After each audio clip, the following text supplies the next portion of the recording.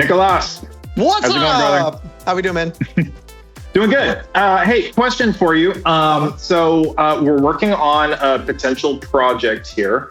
It's a 2-room workflow that we need to do. Basically, there's a small conference room and then a large sort of, I don't know, hall, I guess you would call it, just sort of a meeting hall in a corporate building, corporate application. And I was wondering if you had any manufacturers that you might be able to say they sort of could be the total solution for doing all of their broadcast in both styles of room. Because to go overboard on this one and make it a full production rig might be overly complicated and then require like permanent staffing. I might look at Lumens on this one. Okay. Now that they've got the OIP and they've already got the lecture capture and the cameras and cam connects and these guys are like the everything now. I'd pull in Lumens. Yeah, you might buzz in Rick. Okay. Yeah, do you have some time to mess with this a little bit? And chat with Rick? Hell yeah. Yeah. Bring it on. Okay, awesome. Bring it on. Let's do it. Call him in. Okay. You got him or you want All right, cool. Yeah, no, I'll call him. Hey, Rick. Gentlemen, great to see you. What's up, Rick? How's it going? It is going. It is going. What's going on with you guys? How can I help? Well, we're doing a 2-room workflow solution for a corporate application. One is a small room, and they basically want to be able to tap into the room's resources, the camera and the microphone, whatever it happens to be. They want to be able to pipe content to the display. But then they also want everybody on the remote end to be able to, whoever's hosting the call, they want to be able to, to see, everybody in the room. Then we have a larger conference room nearby that's almost more like a presentation hall. So the main presenter is going to have their laptop. They want to be able to pipe stuff over. And then they want to have some sort of tracking solution. So if the presenter starts to move around, they can track them. But the weird one is that they want everybody in the audience to be able to be like, for meeting equity, they want to be able to, if somebody in the on-prem audience starts talking, they want to be able to like cut to them and have them heard in the remote situation as well. So kind of interesting workflow for this, but I was wondering if you might be able to. He's like, oh, because there's one more ask that I'm betting that's in the list. There's one more ask. I bet that they want it completely hands-free. They don't want any personnel driving any buttons, pushing any buttons, doing anything. They would like an automated solution. Well, we have got some great products. We have got some great solutions that we'd like to present. Tell me the size of the room and we can go from there. So we're in the basic conference room now. So we have a couple of challenges here. So we need a main camera to go somewhere back there. And then we're also going to need to have a way for them to be able to push their screen to the TV, but then also take the camera and pull that in to like a Zoom call or something so everybody can see what's going on. They don't have to use their webcam. You guys want to hit the camera first? That probably makes the most sense, is there a codec in the room or is this a kind of a BYOD where they do different conferencing at different times? It's going to be different conferencing, different times, actually. Okay, so it's get driven by the local people. Okay, got it. All right. Yeah. Okay, so you want to start with the camera? Yeah. All right, so let's do the camera first. So I'm thinking, something with a pretty decent lens. So maybe, I don't know, VC51P. You want to try that? It's a great camera. I got to jump in and state that the 51 is a great camera, but with that 20x zoom, it may be a little bit too much lens for the size of the room. And so you may want to think about something a little bit smaller, such as, I don't know, we can go with just go B30. The B30U? Where is that bad boy at on this list? 12x optical zoom. Well, yeah, and it's also got that wider angle on it, or wider. The lens is wider, so it's going to capture that room a little better, and not be so down the center of the room. Yeah, like one of those. Yeah, there we go. Yeah. Okay. Spot on. I was looking in the wrong list. I was looking at cameras, not video conferencing. So that is a true video conferencing camera for that type of environment. Yeah. So that's, I think that's a great idea. Okay. The only thing is though, is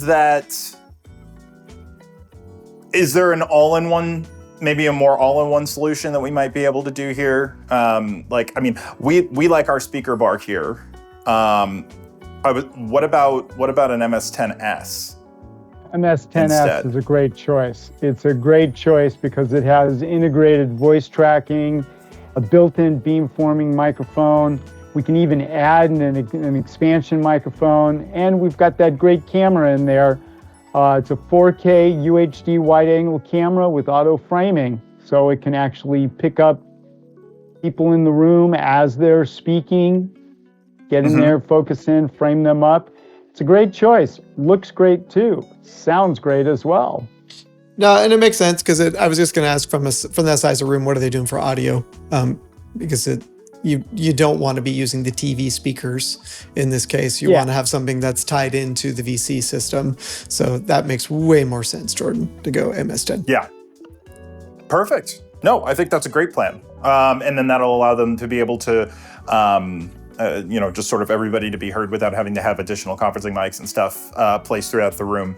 All right, so now we need to figure out how we're gonna move the laptop onto the screen back there. So how would you guys do that with Lumen's products specifically?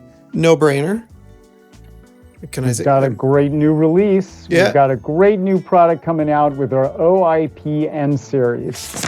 Let's start out with our OIP N40E, our encoder that can pick up either HDMI or DisplayPort via a USB-C style connection, and that transmit over IP to our OIP N60D decoder, and that will output onto your TV screen in the room. And since you mentioned early on that this was a sort of a BYOD environment where they're coming in and conferencing laptops, that's going to get the camera and the other signals back into the laptop over that OIP platform. Perfect. And with it being a BYOD, there's a little bit of built-in additional features in our OIP N series.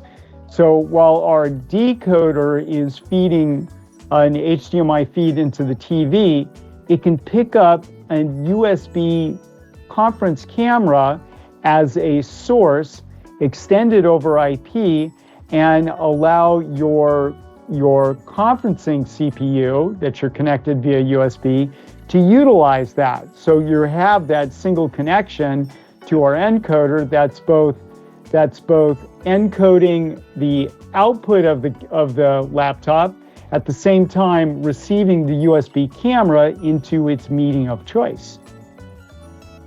Does that make sense? Yep, it's reverse USB, right? So it's bringing back the content from the screen. So basically, whatever's connected to the TV in terms of the camera and the other stuff is pulling that data back to the laptop. And this is important for that kind of BYOD space because you want to use the room camera, not the laptop camera. You want to use the room microphone and speaker system, not the laptop, especially if you got more than a few people huddled around the table. This is going to allow those room resources to be directed back into whatever VC of choice. Right? Teams, Zoom, God forbid they're using something else. It's going to go into that platform. I'm just saying. Perfect. Yeah. All right, so we're in the big room now. So this is basically a space that they want to be able to be sort of a town hall-esque type of space for presentations with either people they're bringing in from outside or just on-prem people that are in office. What they want to be able to do is they want everybody to be able to be seen and heard by the remote audience as well, if there is a remote audience. And they also want to be able to have whoever's presenting, they want their laptop to also be able to be on the big screen as well. So I guess we're going to need a microphone solution, and then the camera solution, and then that same solution for getting everything on the screen. So I guess we could start with microphones. What are you guys thinking about how we would do that? And we're talking microphone separate from the presenter, or are we wanting to capture audience interaction as well? Yeah, so they have their own, I don't know if you can see it back that way, but they already have their own speakers. Like they've got their own speaker system, and then they've got a mic that's hooked into that. But they don't have anything for capturing everybody in the room. Yeah. So I don't know if this is a Cam Connect type of situation that we might be able to do something with that. What are you guys thinking? Oh, absolutely. I mean, especially if you're going to have any kind of audience interaction and they don't have anybody there to operate cameras, then Cam Connect and some ceiling speakers would make total sense. Rick, you think otherwise? That's an awesome way to go because there's really not much to think about. One of the ones that I personally am a fan of is the Yamaha RMCG. It's an awesome sounding microphone, lots of controls, and covers a great area. Lots of options into configuring it, and it is a supported device in our Cam Connect Pro, which is our voice tracking camera solution that allows you to have up to 4 cameras in a room, and it will trigger auto switching and auto preset recall based on audio location, audio data that's picked up from the Yamaha. Yeah, then, man, that's all encompassing. That's great. Okay, perfect. So I guess now the main thing that we're going to need to do is be able to figure out, okay, what camera are we going to do? So I guess you guys want to move on to cameras? Cameras it is. All right, so I guess we can move on to cameras. So I've already got the stick ready to go.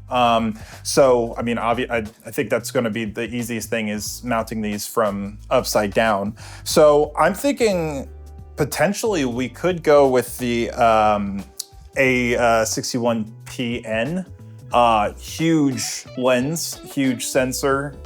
Just in general, it'll be more than good enough to be able to capture the speakers, since this is going to be like the main speaker cam. What do you guys think? Camera? One of the advantages of the 61PM is that it does have a 30x zoom, which might be a little bit much for this room. There was like 2-3 rows of audience members, so it's not that deep. So I think you're right, Rick. It's probably don't need a 30x. Could jump down to something as low as a 20. Okay. You have another camera in mind? Well, yeah. What about the 51PN? The 51PN is another great camera. It's a 20x optical zoom. It's 1080p. You do have the options for simultaneous IP transmission as well as HDMI and 3G SDI. I do want to mention that the A51PN is an NDI HX2 camera. Now the Cam Connect Pro does not support NDI at this time, but the advantage that we have here is that the facility can disable NDI when in fully automated mode utilizing Cam Connect Pro. But if they wanted to bring in if they want a more produced event and they want to bring in an actual production switcher, whether it's a TriCast or Wirecast, any one of those, you can turn off auto tracking of Cam Connect Pro, enable NDI, and now you have a completely manned production facility. So there's an advantage there. The other thing that you might want to consider that may be take into consideration is the VCTR40N, another NDI HX camera. It has a 20x zoom and auto tracking. And will that auto tracking conflict with Cam Connect? Well, that's one of the things. Cam Connect does have some auto tracking features in there, but depending on what the event is, you can turn off auto tracking on the camera and allow the Cam Connect Pro to utilize its AI functionality on the specific presets that it recalls. But then when you want a more produced environment where you're just going to say, look, we're not going to have any audience interaction. We want the camera pointed at just track the presenter. We can have the single camera, enable auto tracking on the camera, and away you go. And again, because these are IP-based cameras, all these functionalities, all these settings could be configured all via IP. Got it. And Jordan, this is perfect. This center camera, this one's only for the presenter, right? The person sitting at the podium. Yeah, so I'm thinking, just so the lensing is the same on all the cameras, why don't we do one that is sort of off to the left-hand side, sort of facing, also able to face the presenter, but then we can also have a main cam that's actually doing the Cam Connect for the audience. We can have that off to the side of the display. So then as people are talking, it can snap. It's just right in the front there. You know, just sort of, like I said, just off to the side. Does that make sense? Yeah. So one front of the room that's facing the audience, one of the side of the room that can get audience and presenter, and then your main presenter cam. Yeah. Yeah, I would think, Jordan, probably the center camera, the one that's faced towards the podium, to have that one in auto tracking so that it's following the presenter always. But then the other two being controlled by Cam Connect. That way, if an audience member speaks, anybody else speaks, it can find them. Yeah, no, that's a good idea. I like that. All right, so we've got the rack down there. Let's pick a LC series. So we could do an LC 200. Potentially. Here's some of the advantages to an LC 300. Number one, it's a 4-input lecture capture solution. It does do NDI in and NDI out, and it does USB out. So if you wanted to create a 2-box, 3-box, or 4-box, or any multi-box layout, that can feed your meeting as well as capture, as well as stream 5 unique streams. It's recording five streams internally, your 4 sources plus your program out, but it can also send 5 unique streams to Bonopto, Kaltura. So there's a lot of flexibility and a lot of horsepower in there, in this simple, easy-to-use device. Perfect. Yeah. No, plus it gives them the ability to take advantage of 4K, Jordan, and I think that's a component here. Since we're upgrading their system at this point, then you might as well just ensure that they have 4K abilities all the way through. Got 4K cameras, you got a 4K LC 300. Yeah, nope, makes perfect sense. I like that. All right, so we basically have the last piece here. But since we do have the LC 300, we probably should have a way to be able to connect sort of everything to the display, I'm imagining. So are we going with the OIP system, the N series again? No, it makes total sense. Okay. And here's a couple of reasons, right? Is if we go OIP, they also have access to the camera sources. So if they just want to put up a camera up on screen, maybe they're showing something, they want to do iMag in the room or something on that lines. But here's my ask is go ahead and put in an extra encoder. Let's encode the output of the LC300 and the laptop. That way they have the ability of all that source, right? The cameras, the laptop, and the LC, as any of those items are now accessible to the display on screen. So somebody who's producing a piece remotely, they can do it all right there. Perfect. Rick, awesome. He almost was going to jump in. Look at that. He was like, but I was going to jump in, but you're taking that output out. Yeah. I do want to mention that the LC300 does have several streaming protocols available to it. So it does do RTSP, it does do NDI high bandwidth, as well as RTMP, RTMPS, SRT, TCP, UDP, HTTP. So wait, what I'm hearing from you is, because the OIP platform also does RTMP, we don't necessarily have to encode. We can just go straight from the LC into the... Yep. Okay, yeah. So, but it wouldn't be bad though to have an additional encoder for the customer in case somebody has to come in with a second laptop, or if they want to add another source, they have that and they could do it from anywhere in the room over the network. So keep the extra encoder in the BOM just so that they've got that flexibility of adding additional sources long term. But I hear what you're saying, Rick, is we don't actually need it for the output of the LC. That is brilliant. But that gives you everything in terms of connectivity. And then I think, Rick, you mentioned the UVC output on the USB output on the LC300 also allows them to attach into the laptop for video conferencing capabilities. So that gives that one extra angle there. So it gives you a very capable room that can do lecture capture, that can record, that can stream, that can, you've got automated cameras for, getting audience interaction, as well as auto tracking for the person at the podium in case they decide to take a walk. That's a very flexible, fun room to be able to engage with. I think a lot of people are wanting rooms to be sort of like, hey, if we have to come into the office, it's like, let's make it a cool situation. It's like, let's make it make some reasons why people would want to come in for it to be more engaging and stuff. So, it's not a theater, it's not a play place, but it's like, but you've put so much functionality into it, all with Lumen's gear.